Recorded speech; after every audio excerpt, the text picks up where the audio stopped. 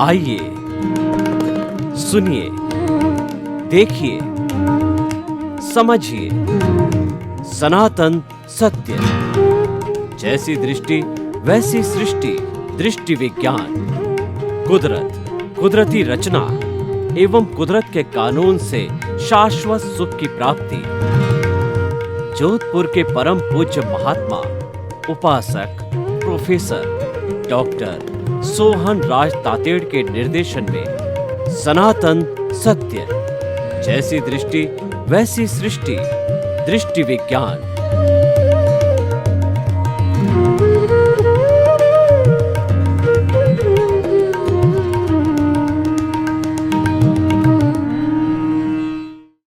भाई और बहनों, आज का हमारा बहुत ही सुंदर विषय है कि जीवन का लक्ष्य वीतरागता। देखिए, वीतराग किसे कहते हैं? इसकी अगर हम संधि विच्छेद करें तो वीत का मतलब समाप्त, राग। जो हमारा राग समाप्त हो गया, ये जो कर्म बंधन का कारण है, ये राग द्वेष है। संसार में जो भटकाने वाला एक ही कारण है, वो राग और द्वेष। राग को अगर दो भागों में बांटूं तो वो आता है माया और लोभ। द्वेष को दो भागों में बांटें तो वो क्रोध और अहंकार आता है। इसको चार भागों में बांटें तो क्रोध, मान, माया, लोभ आता है। इसको एक भाग के अंदर बांटें तो वकषाय आता है। और ये संपूर्ण दुनिया की जितनी बुराइयां, नेगेटिव थॉट्स है, बुराइयों को एक भाग में बांटें तो वो मोह का संसार है। और अच्छाइयों को दूसरे भाग में बांटें तो वह जो है वीतरागता है। तो वीतरागता का अर्थ यह है कि राग द्वेष समाप्त हो जावे। राग द्वेष को पैदा करने वाला जो कर्म है, वो मोहनीय कर्म है। मोह के कारण ही राग द्वेष पैदा होते हैं। और मोह कब पैदा होते हैं? जब हम जो है कोई भी मन वचन काया की जो क्रिया है, उसके कर्ता बन जाते हैं, मालिक बन जाते हैं, उसके ऑनरशिप और डूअरशिप बन जाते हैं। जबकि वास्तव में मन वचन काया तथा उससे जुड़ी हुई हर अवस्था मात्र कुदरती रचना है। अगर आप सनातन सत्य में जाना चाहते हो, रियल ट्रुथ में जाना चाहते हो, तो हम आपको बताना चाहते हैं कि ये मन वचन काया रूपी जो पिंड है, वो पिछले जन्म के कर्म के भुगतान के लिए मिला है। और वो भुगतान सारा प्रकृति, नेचर, कुदरत करवाती है। और वह कुदरत है, कुदरती रचना और कुदरत के कानून के अंतर्गत करवाती है। और वही सारा सनातन सत्य, वो हम आपको सनातन सत्य क्यों बताना चाहते हैं, क्यों देना चाहते हैं कि आपका जो लक्षण शाश्वत सुख का है, उसकी नींव लगाना चाहते हैं। आपको अपने लक्ष्य तक पहुंचाना चाहते हैं। आपकी रॉन्ग बिलीफ जो राग द्वेष की, उसको हम समाप्त करना चाहते हैं। और वो रॉन्ग बिलीफ को बना करके राइट बिलीफ जो है, वो राग द्वेष की जो राइट बिलीफ है, वो है हमारा संभाव, यानी राग और द्वेष को एक साथ जानना। हम जब डिफरेंस करते हैं तब वो राग द्वेष होता है, लेकिन हमने उसको एक ही मान लिया तो वह स्थिति स्थित प्रज्ञ की आती है, प्रज्ञा चक्षु की आती है। वो तीसरा नेत्र कहलाता है संभाव का, और वही वीतरागता है। तो हम स्टार्ट जो है इसको करते हैं संभाव से। और वीतरागता का अर्थ ये है कि हमारी आत्मा को जो जन्म जन्मांतर के अंदर घुमाने वाला है 84 लाख जीवा योनि में, वही एक राग द्वेष है। इसको समाप्त करना ये मोहनीय कर्म है। इस मोहनीय कर्म को जो है संपूर्ण जड़ से उखाड़ कर क्षय कर दिया जाता है तो व्यक्ति वीतराग बन जाता है। ये 12वां गुण स्थान कहलाता है। 12वें गुण स्थान तक पहुंचने के लिए हमें जो है वो स्टार्ट से चालू होना पड़ेगा। जैसे हमारे जितने भी गुण स्थान हैं, ये आत्मा की उज्ज्वलता के degree of the purity of the soul है। जो जो हम इनमें, जैसे कि हमारी प्राइमरी एजुकेशन होती है, फिर मिडिल एजुकेशन होती है, फिर सेकेंडरी हायर सेकेंडरी एजुकेशन होती है, फिर कॉलेज एजुकेशन होती है, फिर यूनिवर्सिटी एजुकेशन होती है। तो उस तरीके से हमारा जो जो अपग्रेडेशन, जो जो हम जो आगे बढ़ते जाते हैं, त्यों त्यों जो है हम इसकी प्रोग्रेस करते जाते हैं। तो हमें जो है 12वें गुण स्थान तक पहुंचने के लिए जो है वो हमें कुछ, मैं आपको 5 आज्ञा का जिक्र करता हूँ, जो सुरक्षा कवच है, जो हमको वीतराग बनाता है। उसकी 5 आज्ञा का मैं विवेचन आपके सामने रखना चाहता हूँ। ये 5 आज्ञा दादा भगवान के द्वारा दी गई है। दादा भगवान किसी व्यक्ति का नाम नहीं है। दादा भगवान तो सबके भीतर विराजमान, जो मेरे भीतर भी है वह शुद्ध आत्मा, और सबके भीतर जो शुद्ध आत्मा है यानी मूल स्वरूप है, वो सबका एक समान है। उसका नाम दादा भगवान है। उसकी प्राप्ति करने के लिए वो हमें जो रास्ता जो है, हमारे गुण स्थान का रास्ता कहिए, तरक्की का रास्ता कहिए, अपग्रेडेशन का रास्ता कहिए, वीतरागता प्राप्त करने का रास्ता कहिए, वो हमारी 5 आज्ञा है। तो पहली जो हमारी आज्ञा है वो है रियल और रिलेटिव, जिसको हम सम्यक ज्ञान कहते हैं। मतलब वो क्या है, कोई भी प्राणी को आपने देखा, मान लीजिए आपने किसी युवती को देखा, और युवती जो है वह वो देखते ही जो है आपके मन के अंदर आना चाहिए कि ये जो है वो देहधारी है, नामधारी है, और ये पैकिंग रूप में, ये रिलेटिव रूप में पैकिंग रूप है। और मान लीजिए कोई भी व्यक्ति आपका, और वह आपका जो है IAS ऑफिसर है और आपका बड़ा भाई है, तो आप उसको रिलेटिव व्यू पॉइंट से क्या कहोगे कि ये मोहनलाल नाम के IAS ऑफिसर है, जो नामधारी देहधारी पैकिंग रूप में है। ये रिलेटिव रूप से तो IAS ऑफिसर मेरे भाई है, लेकिन दूसरी जो आज्ञा है वो real view point, real view point मुख्य रूप से है कि ये देहधारी नामधारी होते हुए भी इनके भीतर विराजमान शुद्ध आत्मा भगवान को निर्दोष दृष्टि से दर्शन कर उनको नमन करता हूँ। यानी हर जीवित प्राणी के भीतर शुद्ध आत्मा भगवान के दर्शन करना, कोई इसको समझे या न समझे, परंतु अगर आप ये ज्ञानी हो, आपको सदगुरु के द्वारा ज्ञान मिल गया है, आपकी नींव लग गई, आपको सम्यक दर्शन मिल गया है, तो आपको जो है यह चिंतन करना है अपने आप से कि ये सारी जितने जीवित प्राणी मूल स्वरूप में सबकी शुद्ध आत्मा है, वो सामान्य दृष्टिकोण से सब समान है, विशेष दृष्टिकोण से जो है वो अलग अलग है। विशेष के अंदर ये राग द्वेष जिसकी हम चर्चा कर रहे हैं, जिसकी वजह से हम वीतरागता नहीं मिल रही है, वो हर एक के अलग अलग है, कर्म अलग के हर एक अलग अलग है, हर एक का राग द्वेष अलग अलग है, इसीलिए अलग अलग शरीर मिले और विविधता प्राप्त होती है, लेकिन मूल स्वरूप के अंदर वो समस्त प्राणी शुद्ध आत्मा स्वरूप में समझना चाहिए। तो ये रियल रिलेटिव है, ये हमारा सम्यक जो है वह ज्ञान हो गया। अब हम दूसरी बात करते हैं। तीसरी जो आज्ञा है कि कर्ता व्यवस्थित शक्ति है, यानी इस कुदरत का इस जगत को संचालन करने वाले 6 मुख्य तत्व है। वो है जड़ है, चेतन है, गति सहायक, स्थिति सहायक और समय और टाइम है। जो है समय, टाइम और स्पेस है। जो टाइम और स्पेस, ये 6 तत्व है, यही कुदरत है और यही कुदरत की रचना है, और यही इस कुदरत की कानून से जो है सब कुछ चलता है। तो ये जो करता है वह ये कुदरत है। कुदरत तो सब प्राणियों का जो है संचालन करती है, लेकिन व्यवस्थित शक्ति है इंडिविजुअल। मैं मेरी बात करूं तो जो है मेरा संचालन करने वाली यह व्यवस्थित शक्ति है, जिसको साइंटिफिक सर्कमस्टेंशियल एविडेंस कहते हैं, जो द्रव्य क्षेत्र काल भाव के सिद्धांत पर होती। तो करता मैं नहीं, कहने का मतलब ये कर्ता व्यवस्थित शक्ति है, मैं तो मात्र निमित्त हूँ। पहले और दूसरे में हमने समझा कि हर प्राणी शुद्ध आत्मा है, और ये तीसरा जो सम्यक ज्ञान है वो ये कहता है कि कर्ता व्यवस्थित शक्ति है और कोई दुनिया में कर्ता हो ही नहीं सकता, सभी निमित्त है।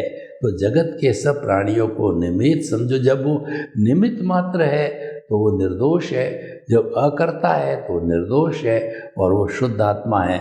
तो इसीलिए जो हर प्राणी को निमित्त, निर्दोष, अकर्ता और शुद्ध आत्मा समझो। तो ये जो हमारा जो ये विषय जो है सम्यक दर्शन है कि कर्ता व्यवस्थित शक्ति है, मैं तो निमित्त मात्र हूँ, मैं मतलब मन वचन काया का ऑनर नहीं हूँ, मैं तो सफरर हूँ और मैं तो यूज़र हूँ। और ये जो कुदरत है यही समस्त प्राणियों इस सृष्टि की क्रिएटर, ऑपरेटर और डिस्ट्रॉयर है, और वही सब कुछ करने वाली है। तो हम फ्री हो गए जब हमारी जिम्मेवारी है ही नहीं कि मैं तो जो है वो निमित्त मात्र हूँ, मैं तो करता नहीं, मालिक नहीं, नो ऑनरशिप, नो जो डूअरशिप, तो ब्लेम और क्लेम समाप्त हो जाएगा। तो वो हमारे मन वचन का ऐसे जीवन पर्यंत कोई भी गलती होगी तो हम जिम्मेवार नहीं हैं, उसके लिए जिम्मेवार कुदरत है, क्योंकि ये कुदरती रचना है और वही कराने वाली है, और वही जो है उदय प्रारब्ध के अधीन जो है वो संजोग जुटाती है, तो वही करने वाली होती है। तो इस तरीके से भाई और बहनों ये तीन हो गया।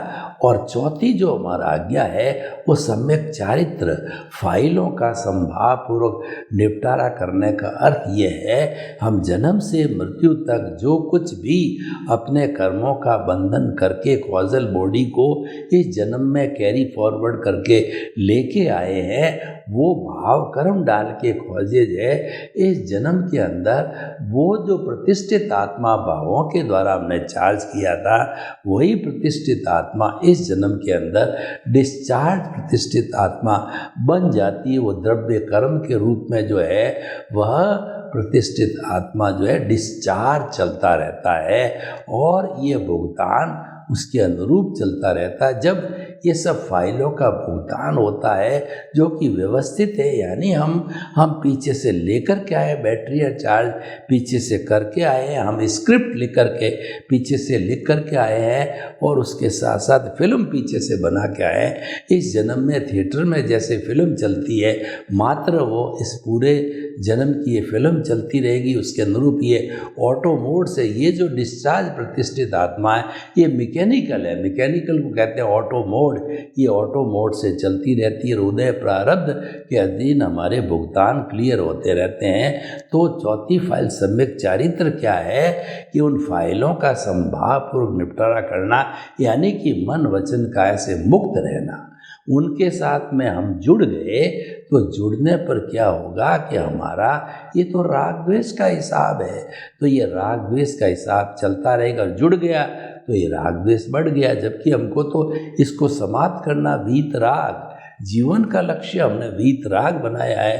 तो ये राग द्वेष समाप्त नहीं होगा तो हम वीतराग कैसे बनेंगे? तो इसीलिए जो है हम वीतराग बनने के लिए इस राग द्वेष को घटाना पड़ेगा, और घटाने के लिए फाइलों का संभावपूर्वक निपटारा करना पड़ेगा। इसका अर्थ ये है कि जो उदय प्रारब्ध है उसमें हम ज्ञाता दृष्टा बन के रहे, यानी जो हम जब अकर्ता बन गए, हमको ज्ञान दिया गया और हम जो है हमने मान लिया कि कर्ता तो व्यवस्थित शक्ति, और हमने हमारा सारा MOU सदगुरु के सामने कर लिया कि द्रव्य कर्म, भाव कर्म, नौ कर्म, मन वचन काया तथा मेरे नाम की सब माया आप प्रकट परमात्मा प्रभु के श्री चरणों में समर्पित करता हूँ। हमने तो सब समर्पण कर दिया, तब जाकर के हमारा ये अनंतानुबंधी कषाय है वह जो समाप्त किया गया, भस्मीभूत किया गया, हमारा दर्शन मोहनीय समाप्त हुआ, और वो समाप्त होने के कारण हमारे नए कर्मों का बंधन है उतना नहीं होगा जो कि गति में घुमाने वाला, थोड़ा बहुत होगा, क्योंकि अभी दर्शन मोहनीय की दूसरी प्रकृतियाँ अप्रत्याख्यानी प्रत्याख्यानी स्वंजलन है अभी बाकी है, तो थोड़ा बहुत तो वो बंधन होगा, परंतु वो एक समय के अंदर बंधन किया गया इरियापति कहलाता है, दूसरे समय के अंदर जो है वह भोगा गया और तीसरे समय वो जड़ गया। तो ऐसी ये प्रकृतियां हैं तीनों ही, जो इसीलिए वो कोई विशेष काउंटेबल नहीं है। मूल कर्म का बंधन करने वाली अनंतानुबंधी कषाय की प्रकृति है, दर्शन मोहनी है, वो करता है, वो भस्मीभूत हो गया।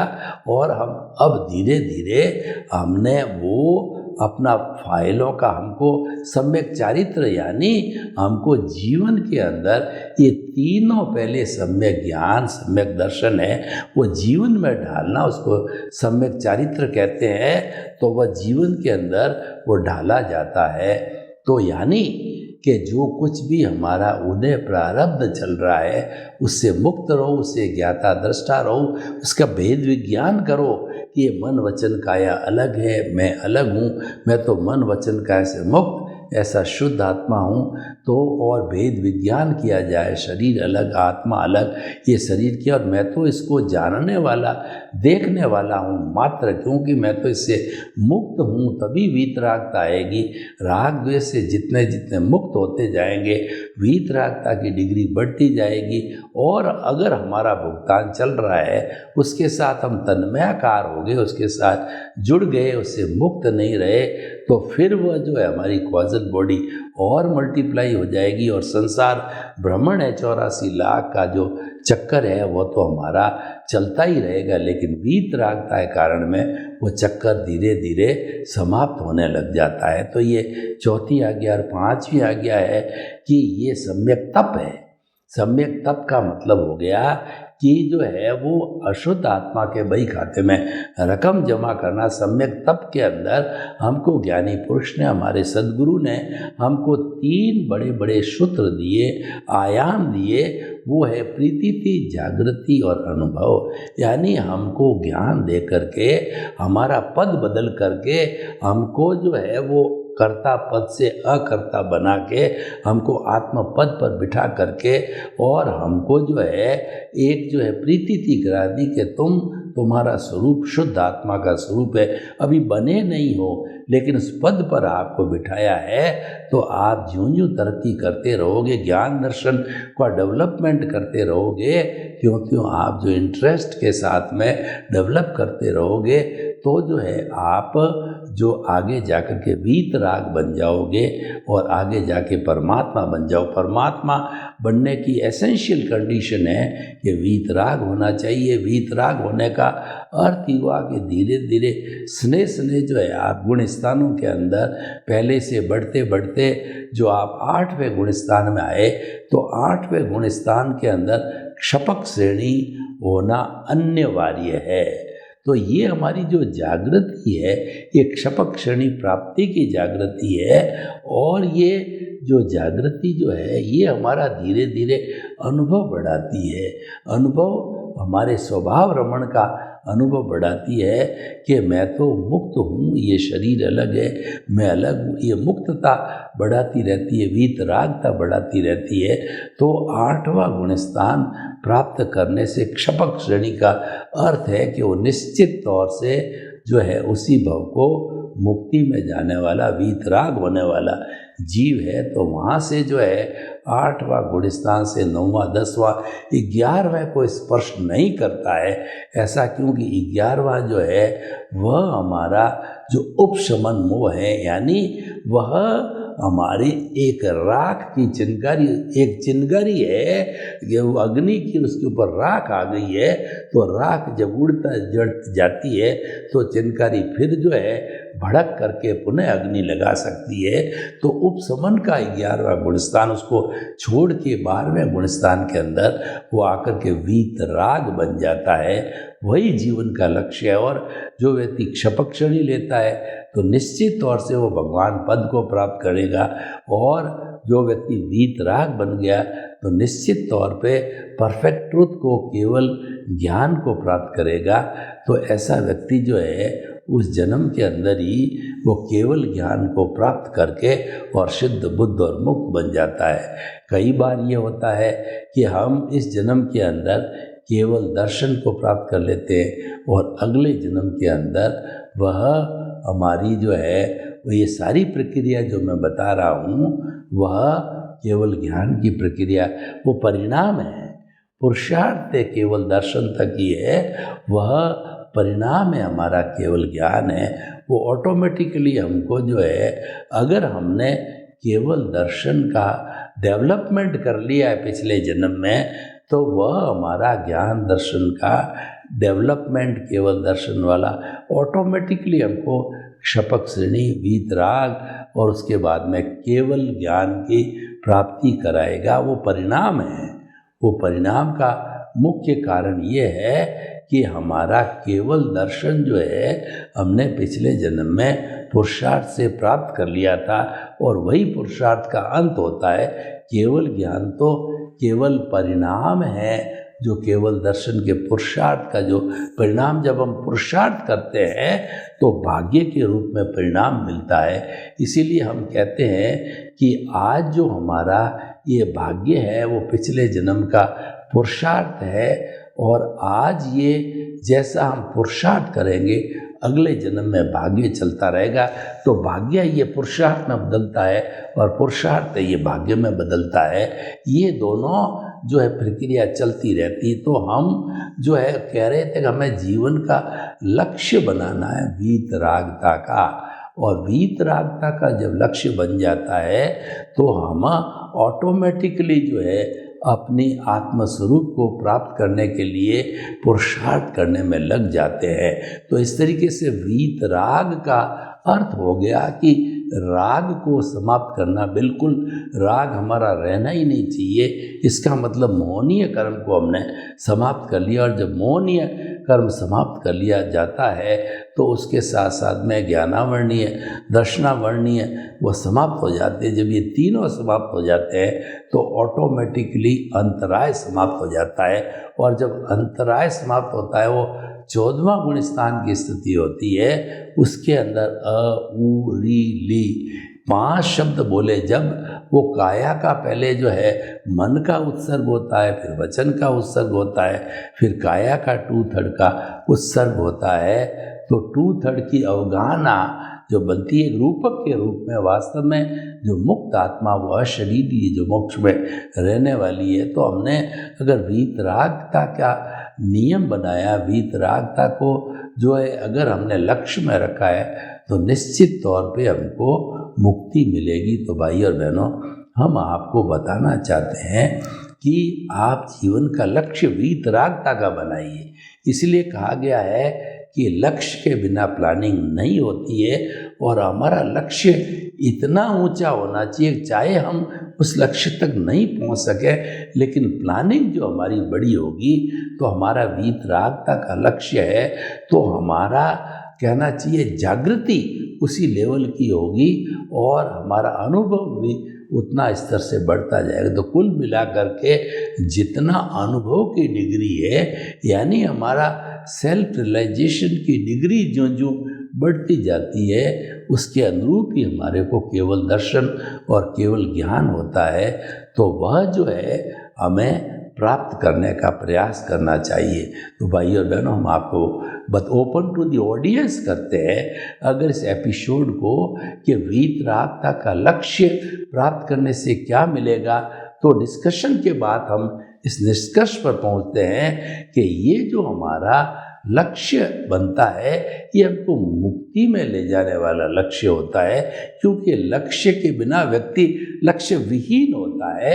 और जब किसी भी प्रकार का लक्ष्य हम बना देते हैं, उसके अकॉर्डिंग हमारी प्लानिंग होती है, उसके अनुसार ही हमारी समीक्षा होती है, उसी लाइन के अनुसार हम चलते रहते हैं। तो आप जीवन का लक्ष्य वीतरागता को बनाओ, उससे हमारा जो वर्तमान का जो जीवन जो हमको दिखाई देता है, जिसको हम व्यवहार जगत है, वो तो एक बोनस रूप के अंदर जो है वो हमको ऑटोमेटिकली मिल जाए। कोई भी हम जो है अच्छा कार्य करते हैं तो जीवन के अंदर जो बदलाव आता है वो तो ऑटोमेटिकली सुख पैदा कर लेता है या व्यक्ति की रेपुटेशन को, गुडविल को बढ़ा देता है। तो वीतरागता के लक्ष्य से जो व्यवहार जगत के अंदर पाना है वो तो अपने आप मिल जाता है। व्यवहार जगत के अंदर पाने के लिए लोग पूरा जीवन भर ये जो रिलेटिव पुरुषार्थ करते हैं कि जो है वो हमारा जो है वो रिलेटिव पुरुषार्थ क्या है कि हमें जो है संबंध, सत्ता, संपत्ति, पद और प्रतिष्ठा ये मिलनी चाहिए। तो ये तो वीतरागता से जुड़ा हुआ है।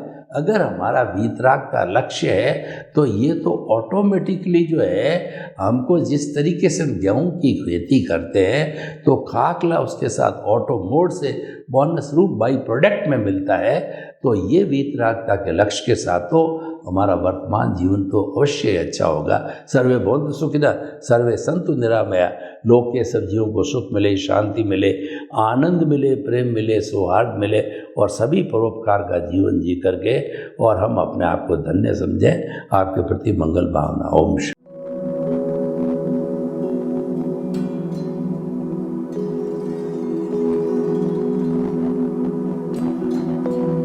एक ऐसा अंतर्राष्ट्रीय ख्याति प्राप्त मानव जो गुरु प्रेरणा से पिछले 20 वर्षों से वानप्रस्थ जीवन जीते हुए 24 घंटे मानवता की सेवा में संलग्न है। एक ऐसा मानव जो अभी राष्ट्रीय, अंतर्राष्ट्रीय टीवी चैनलों पर 7,500 एपिसोड के माध्यम से सनातन सत्य, आत्मविज्ञान एवं पुनरुत्थान, व्यवहार एवं निश्चय जगत के जीवनोपयोगी विषयों पर हृदय स्पर्शी प्रवचन कर चुका है। उस मानव का नाम है महात्मा उपासक प्रोफेसर डॉक्टर सोहन राज तातेड़। प्रोफेसर तातेड़ द्वारा योग, दर्शन, शिक्षा विषयों पर रचित पीएचडी स्तर के 250 शोध ग्रंथ भारत के 100 प्रतिष्ठित विश्वविद्यालयों में शोधार्थी पढ़ रहे हैं तथा वे सभी शोध ग्रंथ वहां की सेंट्रल लाइब्रेरियों में उपलब्ध हैं। महात्मा सोहन राज ने अभी तक हजारों स्कूलों, कॉलेजों, विश्वविद्यालयों एवं संस्थाओं में सेमिनार, वर्कशॉप, कैंप लगाकर लाखों विद्यार्थियों को योग, दर्शन, शिक्षा का प्रशिक्षण देकर उन्हें सुसंस्कारित किया। डॉक्टर तातेड़ ने भारतीय संस्कृति उत्थान के 4000 से अधिक समसामयिक विषयों पर आर्टिकल लिखकर ऑनलाइन जर्नल, पत्रिकाओं, वेबसाइट्स पर प्रकाशित किया, जिसका उपयोग लाखों पाठक कर रहे हैं। उपासक तातेड़ के 5000 से अधिक आज का सुविचार, आज का शुभ संदेश, आज का मंगल भावना योग आदि चिंतन websites, Twitter, blogger, Facebook, YouTube माध्यमों से लाखों लोग अपना जीवन निर्माण कर रहे हैं। मानवता के मसीहा ऐसे महामानव महात्मा सोहन राज तातेड़ के प्रोफाइल को अभी तक विश्व के 20 लाख दर्शक यूट्यूब पर, 12 लाख गूगल पर एवं लाखों दर्शक फेसबुक, ब्लॉगर, ट्विटर और इंस्टाग्राम पर देख चुके हैं।